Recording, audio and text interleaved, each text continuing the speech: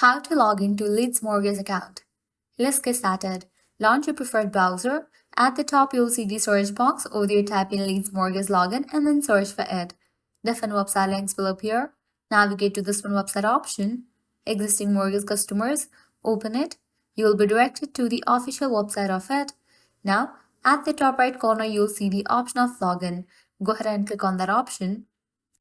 Once you're on the login page, you can easily get access to your account. All you have to do is provide the credentials. So go ahead and type in the username. In the case you have forgotten the username, you can click on this option to recover it. After you type in your username, click on Next. Now, in the next page, you have to type in your password. Type in the second, seventh, and 8th digit of your password, and then you can click on Next.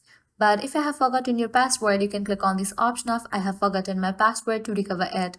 After you type in and click on Next, you will be logged into your Leeds account. So this way you can easily log into Leeds Mortgage account. That's a wrap for this video. If this video was helpful, don't forget to like, share and subscribe to our channel. Thanks for watching.